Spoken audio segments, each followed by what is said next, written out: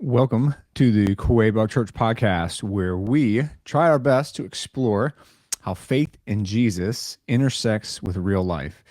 So today, we're going to continue our talk about whether or not this is the end of time for mankind. Now, I'm doing this series because I get a lot of questions about this kind of stuff. You know, people have worries, they watch things on the news or they hear stuff, and they wonder what's going on in the world and what's going on in our country. And they want to see some similarities between that. They want to see some similarities in scripture and they want to figure it all out, right? And so we're going to take about a month to try to at least figure some of it out, do a big bird's eye view on a lot of this end time stuff, prophecy and different things like that. And then also try to think about what's actually going on in terms of how we should be acting, how we should be thinking. All right. So let's define our terms first, like we have done pretty much every week that we've been doing this. So the study and the Christian study of the end of things or the end times is called eschatology, if you remember that. So we're going to take about a month or so to talk about God's timeline. And when we think about eschatology, we're essentially thinking about four things. And there's a bunch, but like four big things for sure. I mentioned this last time we were together. So the first thing is that there's going to be the return of Christ. Right. So last time specifically we were together, I talked about that one, the return of Jesus. So if you didn't see that, make sure you go back and check that out. It's pretty important. And then today is going to be the Great Tribulation, which is pretty interesting time. Then there's the rapture, which that has a lot of controversy around it. You know, when will it be? Will there be at all? Essentially, that means, is Jesus going to take Christians home to heaven, like boop, right out of the earth kind of thing? Right. That's in the future too. We're going to talk about that in the future. And then lastly is the Antichrist, which we'll explore later in the series, a little bit today, but later in the series because it's a very interesting character to think about, right? And then the books that we're going to be thinking about when it comes to this kind of stuff. Now, there's a lot that touch on this, but the big ones that a lot of people go to are the books of Daniel. And Daniel, we're going to hear some today, and then next time we're together, I'm going to actually look pretty specifically at the book of Daniel because it's pretty important. And then you're also going to be able to look at Matthew, where Jesus talks about this stuff. You're going to be able to look at 1st and 2nd Thessalonians, where the Apostle Paul talks about end time stuff. And then, of course, the book of Revelation has a lot in there as well, right? So here's a reminder. I'm probably going to give every single week we talk about this.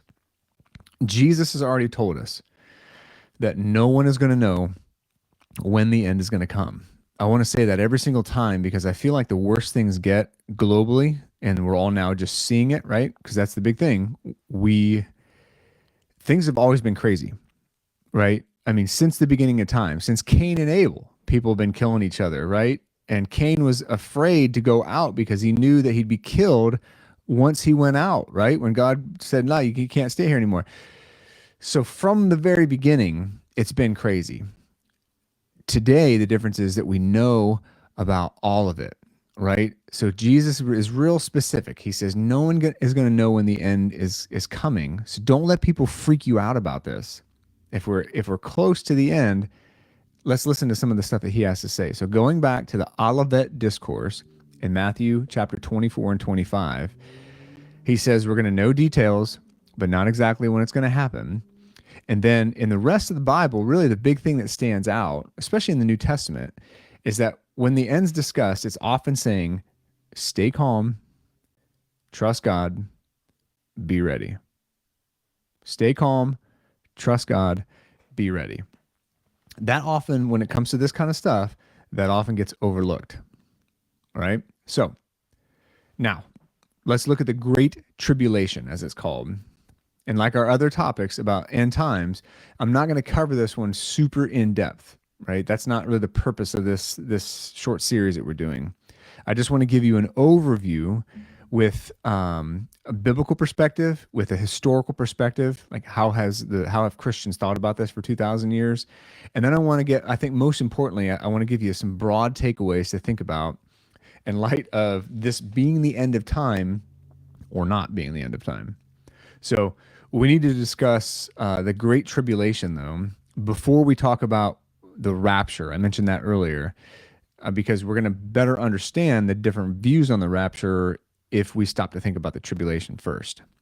because the rapture people think is going to happen either before the Great Tribulation, during, most likely in the middle, or after the Great Tribulation. So to understand that concept, the rapture, it's good to understand this concept, the Great Tribulation, first. So rapture is going to be later. Now, the Great Tribulation, this is a really significant concept in Christian theology and Christian eschatology. And it refers to a future period of, I'm talking unprecedented suffering and distress. Now, the point of this period of unprecedented suffering and distress is multifaceted. So it's going to be a time when God judges the world's sin. It's going to be, we're going to see a little bit today, purifying Christians. And then lastly is to turn the nation of Israel to their Messiah, Jesus Christ. So there's actually a lot going on with this Great Tribulation period. So today what we're going to do then is we're going to explore some biblical foundations of this. We're going to look at, again, like I said earlier, the historical perspectives, and then we'll hopefully have at least an idea, a basic understanding of what's going on with this and why it matters for us to know it. All right. So first up, you have the biblical foundations of this idea. So the concept of the Great Tribulation comes mostly from several passages that are really, they're spread all over the Old and New Testament, but they describe, the thing that's important is they describe this time of distress before, no matter what you believe about the tribulation, it's before the culmination of God's plan for humanity. So this is one of the last things to happen, regardless of how you view this. It's still one of the last major things that God is going to do. So we're going to jump in and start with the book of Daniel. So this is about 500 years or so before Jesus. And we're going to be looking at chapter 9, verses 24 through 27. And this is the famous 70 weeks prophecy. Now, the 70 weeks prophecy, I was reading today about this, and scholars, they look at this passage that we're going to look at here, and they say this is one of the most difficult passages in all of the Bible, right? So out of everything that we could cover, this is kind of the for theologians and scholars. So one of the most confusing. So let me break this down a little bit first and explain the weeks. So I'm going to, if you're listening, you're not seeing, but weeks in parentheses, because that's the translation.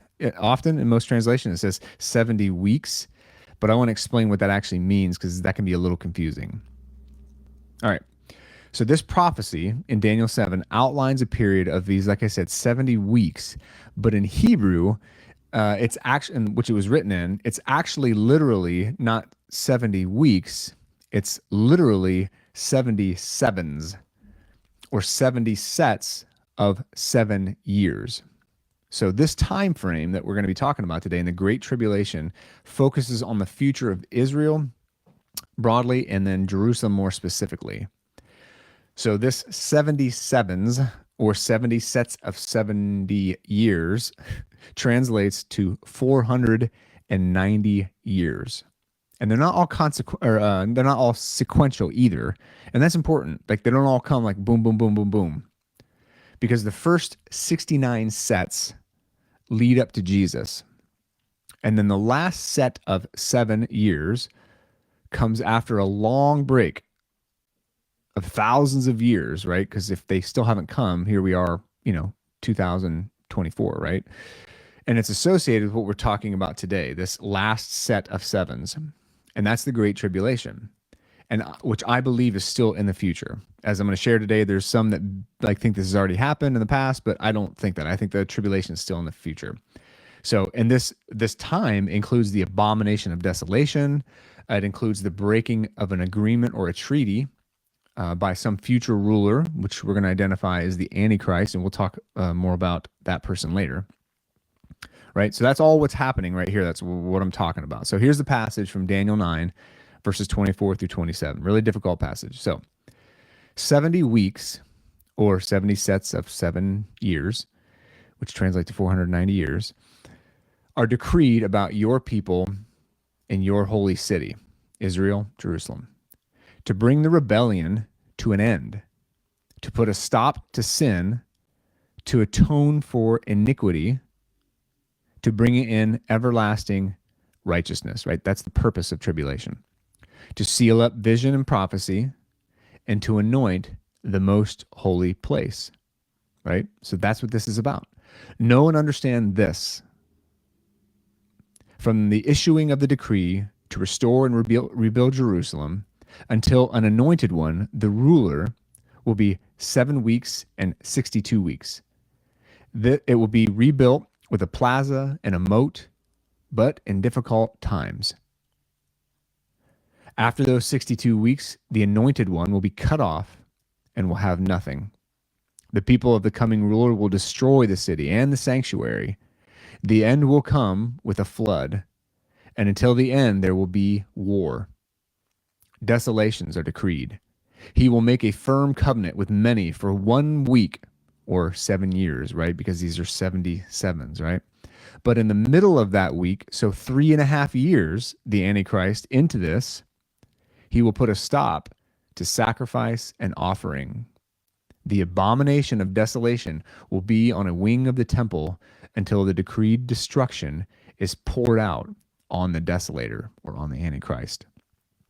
So that's a picture of the tribulation, right? There's going to be this time that leads up to it. There's the anointed one. There's the cutting down of the anointed one. There's this period that happens and goes by for a while. And then all of a sudden you have this last set of 7, right? And then there's going to be this great tribulation during this time. And halfway through this time, it's going to get progressively worse. You're going to have the Antichrist who's going to break this covenant with Israel, and things are going to get worse. And so there's more of that in Revelation, more of that in Daniel. And so you've got a lot happening. There's a lot of details you can flesh out. For instance, another important passage from the book of Daniel. So this comes from chapter 12 in that book. And it says, it's talking about the time of distress. And it says, at that time, Michael, the great prince who stands watch over your people, will rise up. There will be a time of distress such as never has occurred since nations came into being until that time. But at that time, all your people who are found written in the book will escape. Now, those are believers. Those are Christians, right? Those are people that have been anointed and sanctified and justified and made righteous by Jesus in the blood of the cross. Their names that are written in the book of life, they will escape. So it's going to be a horrific time, but believers are going to make it through it. So the context of this passage describes it's a future time of unprecedented distress. And it's often linked to, the tribulation period. That's everything we just read is connected to this time period. And so the mention of Michael, who's an archangel, that shows us this is going to be a serious spiritual battle in the deliverance of those written in the book, quote unquote. That gives us hope, right? There's going to be divine intervention. As bad as it's going to get, there's still going to be divine intervention and protection for the faithful. Right? Whatever your belief about, like, will Christians have to go through this? Will they have to live through the tribulation? Are they going to be raptured first or not afterward? It's like, either way, there's going to be divine protection, and he's going to be faithful to his people. Right? So next, we have a passage that came about 500 years after the book of Daniel, which we just read. And it's from the New Testament, book of Matthew, and it's the words of Jesus found in chapter 24, verses 21 and 22. And so it's his description, Jesus, his description of the Great Tribulation. And here's what he says. For at that time, there will be great distress, the kind that hasn't taken place from the beginning of the world until now and never will again, right? He's quoting Daniel here, right? Sounds familiar.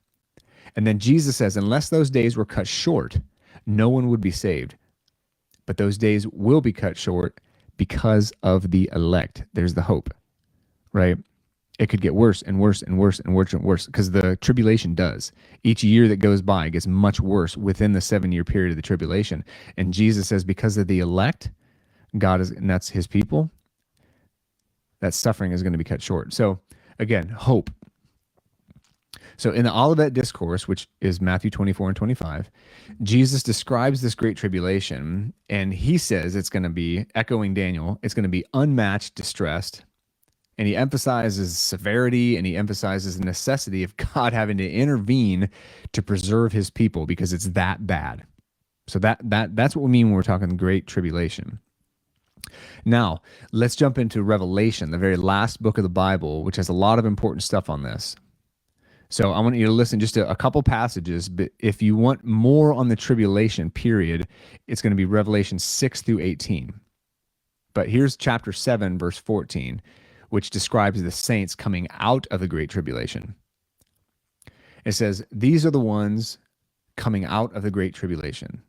They washed their robes and made them white in the blood of the Lamb." So like suffering, right? But Jesus and protection. Because this passage here gives us a vision of those who have endured the tribulation, right? And it highlights, this 7:14 highlights the theme of perseverance and the purifying work of Jesus. But also, again, that hope that Jesus is in it. He's there for the saints. And if you go a little bit later in Revelation, in chapter 13, and we read verses 5 through 7 together, you hear this. The beast, right? The beast. We're going to talk about this beast and other characters in Revelation in the future here. But the beast was given a mouth to utter boasts and blasphemies.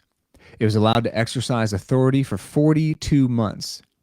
And it began to speak blasphemies against God, to blaspheme his name and his dwelling and those who dwell in heaven. And it was permitted to wage war against the saints and to conquer them. So again, rough, right? The picture is just rough during the tribulation. There's just so much war and death and judgment happening. And this passage here, it's giving us this picture of the time of the Antichrist. And again, we're going to cover that later. But you're going to see like unparalleled authority exercised by the Antichrist and his false prophet, which we'll get into later. But this Antichrist is going to viciously persecute Christians. And the duration of 42 months corresponds to that 3.5 years. And that's often linked with the second half of Daniel's 70th set of sevens. And that is definitely the most intense phase of the tribulation. So to be clear, the latter half of tribulation will be the worst. So the latter half of the 3.5 years. And again, if you want more on that, that's Revelation chapter 6 or chapters 6 through 18. Now, what's the purpose of this time? I mentioned this earlier, but the purpose of the Great Tribulation is divine judgment, it's purification of the saints, God's wrath poured out on unrepentant people, it's turning Israel back to her Messiah. So there's a test of faith here for believers, a means to bring his people back to him. That's the nation of Israel.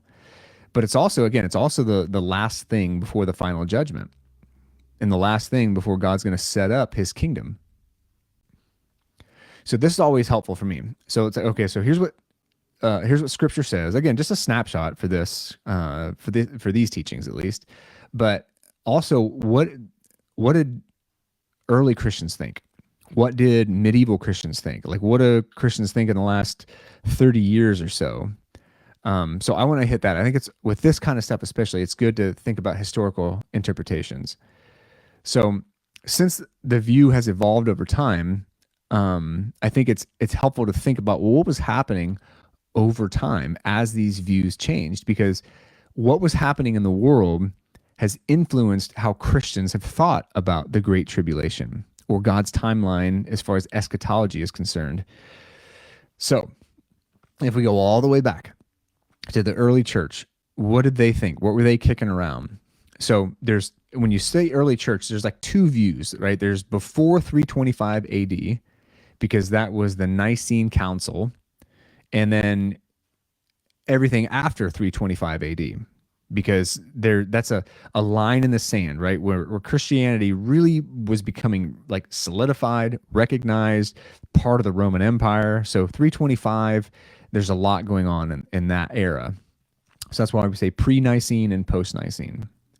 So pre-Nicene, pre-325 AD views.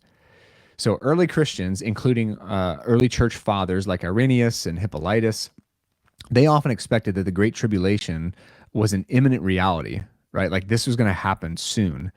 And they looked at the world around them and they said, look, the Romans are persecuting us. The Romans are crushing us. Surely, obviously, Caesar is the Antichrist. right? So that was their historical world perspective. Then a change happened. Then you have post 325 AD, post Nicene Council, because now Christianity has become more established, it's state supported, and now interpretations are varying because of that. So some start to view their tribulation as a symbolic struggle against sin and heresy, because there big fights were happening at this time over doctrine, right? Over Christian doctrine. So now it was like, oh, okay, so that's our tribulation. That's what's going on, right? So let's fast forward all the way up to the medieval times. What was going on there? Well, the tribulation in medieval times was often allegorized, and they thought it represented spiritual battles or the persecution of the church by corrupt religious institutions, right? Because that's what was going on in the Middle Ages, which then leads us to the Reformation. So the Reformation, right? So you had reformers like Martin Luther and John Calvin. They sometimes viewed the tribulation as the trials that were being faced historically, right? Because this is their world, by the church in opposition to the Pope or the papacy, which they considered to be corrupt, obviously, right? The Reformation. So they tended to view, not always, but they tended to view the tribulation in light of their historical circumstances. So fast forward to the modern era. So there's a lot of different views today about the tribulation. So each one of them tie in closely with what we talked about last time about the 1,000-year reign of Jesus. And so again, to understand this one, they all kind of build on each other. So if you didn't catch that last one, make sure you go and listen to that bonus episode. But all the things I'm about to talk about tie in pretty closely with modern views of the 1,000-year reign of Christ, the millennial reign of Christ. Okay, so here they are, modern views on the Great Tribulation. So first, you have pre-millennial dispensationalism. Good luck with that one, right?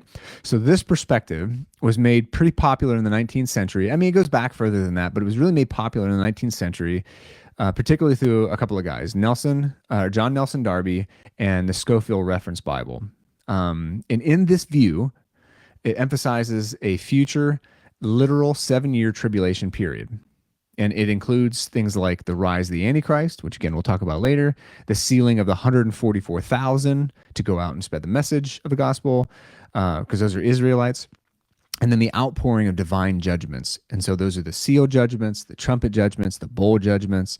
And so each one of those, the seal judgments, number 7, is the opening of the trumpet judgments. The 7th trumpet judgments is the opening and beginning of the bowl judgments, which gets worse and worse and worse. It's God, just pouring out judgment. It's crazy. And there's chaos, there's damage on earth, all kinds of stuff as those go on, right? And that's all literal within that view. And this view typically holds a pre-tribulation rapture view, which again, rapture we'll get to later. But the church, essentially the church is taken up by Jesus, like before the tribulation, before that 7-year period begins. Then slightly different from that is historic premillennialism. So, and this is the one that I feel most comfortable with, right? This is the one I lean into, but it doesn't make me right. We got to be humble about this stuff. But when I look at all this stuff, this is where I land personally. It's similar to dispensational premillennialism, but it doesn't necessarily hold to a pre-tribulation rapture. So like myself, I don't necessarily think that the church is being raptured out, that we're being taken out before the tribulation starts, right? But a lot of people do. So I just don't. Right now, this view, though, believes that the church is going to they're going to walk through the tribulation, and yes, there's going to be permitted suffering, but Jesus is in it. Jesus is still with us, right? So that's where the hope is. And then there's amillennialism. So again, this was last time we got into all this stuff, but this view of the Great Tribulation often interprets it symbolically, right? And they see it as representative of the trials of the church and the things that are going to happen to the church throughout the present age, rather than some specific period, right? Millennial is like there's not a 1,000-year reign, so there's not a tribulation either. And then you have post-millennialism. So this view usually typically downplays the idea of a future like actual tribulation, and instead it focuses on, as the view of the 1,000-year reign, they tend to focus on the progressive improvement of the world through the spread of the gospel and Christian ethics. Now, this view was popular during the Enlightenment, when we thought we could do anything we wanted to make the world better, right? We're logical, we're smart, we're reasoned animals. And then World War I came and shattered all of that. And so most of those views kind of went with it, right? And then you have kind of a logical, historical approach to the tribulation and to the 1,000-year reign, and what's called preterism. So this view interprets the tribulation as having already occurred, right? It's a real thing, it's a factual thing, but it's already happened. And they see the events surrounding the destruction of Jerusalem in AD 70. That's really the heart and soul of preterism, is they're like, okay, everything basically happened before AD 70. And it views the events as literally being fulfilled, but already having had happened. So what Jesus said, what Daniel said, like all that stuff, it's like, yeah, God said all that stuff because it was about to happen and then did. Now, all that being said, just kind of all that little overview, some key themes though and considerations for all of these views, no matter where you land on the Great Tribulation. So there is going to be persecution and suffering, right? Whether it's already happened and Christians had to go through it, whether it's going to happen and Christians aren't going to go through it, or it's going to happen and Christians are absolutely going to go through it, there is going to be persecution and suffering, right? Because the tribulation is really just marked by intense persecution of believers and just widespread suffering. So it's going to be there. Another thing, big key theme, is that there's going to be divine judgment. So there's going to be various judgments upon the earth that get progressively worse, and they're described again, Revelation 6 through 18. There's going to be natural disasters, plagues, and wars. But in the midst of all this, God is judging sin. He is judging those that are rejecting him, but he's also turning Israel back to himself, which is cool. Also, in the midst of all this, you have this fascinating role of the Antichrist. It's like, man, what is up with this character, right? What is up with this guy?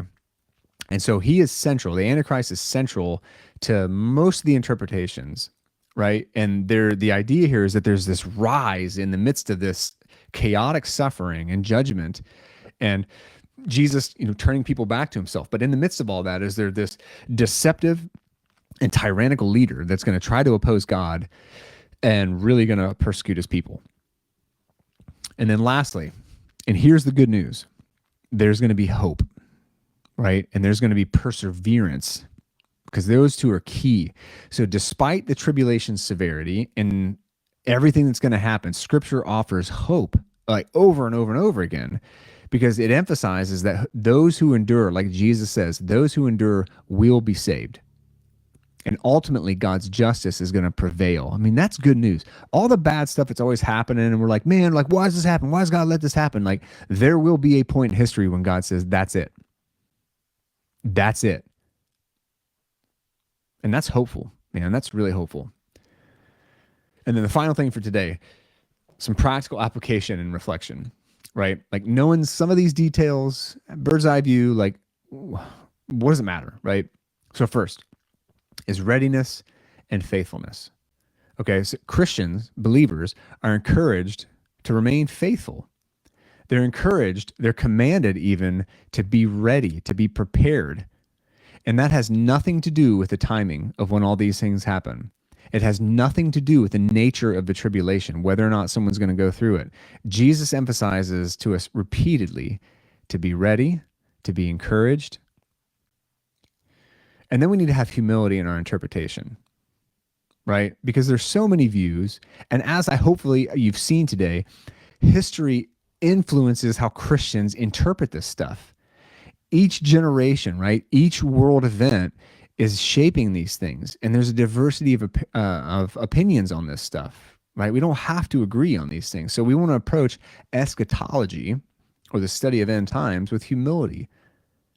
And we want to try to focus in on those core things that we tried to talk about today, right? We want to know what Jesus really said, what's central to our belief of being godly, living godly, and prepared lives. And then don't forget, like Matthew 24:13 says, here's what Jesus says. But like I said earlier, but the one who endures to the end will be saved. Man, don't forget the promise of salvation and the importance of perseverance. Because man, the Great Tribulation is a complex and like just multifaceted topic. And it highlights themes of divine judgment, right? Like we talked about. It highlights themes of human suffering, which is like, God, man, but then ultimately hope. So hopefully by exploring these different passages from the Bible and then looking at the historical interpretations, hopefully it's giving you at least a little bit deeper understanding of this great tribulation, this period of time and its significance in God's, and here's the point, in God's redemptive plan, right? Like God's bringing everything back to himself. By the time you get to Revelation 21, John is seeing a new heaven and a new earth. The first heaven and the first earth had passed away and the sea was gone, right? Then he looks up and he sees the holy city, the new Jerusalem, coming down out of heaven. He says, prepared like a bride adorned for her husband. It's like, man, this beautiful picture of God remaking everything, right? That's where all this is leading to, is God redeeming the earth and mankind. And all that's true, even if we can't nail down specifics like timing or what exactly is happening. So that's all I've got for today. I assume that was a lot. I feel like that was a lot. So here's what I want you to do. I want you to join us next week or next time, because we're going to dig a little bit more into the ancient Old Testament prophetic book of Daniel, right? We were there a couple places today, but we're going to look a little bit more at that to see how that ties into Christian eschatology. So I really do appreciate you joining us, taking the time out of your day to join us here on the Quabog podcast. We genuinely, like seriously, everybody, we genuinely want to help you see how Jesus and the Bible and life all intersect. I really hope this was helpful for you. And maybe even if it was a lot, but I hope that maybe this is something that you can share with somebody. We always want these things to be practical. So if they are, like it, share it, comment, let us know, because I bet there's some people out there in the world right now that need to hear this kind of stuff. All right. Till I see you next time, shalom, and God bless you.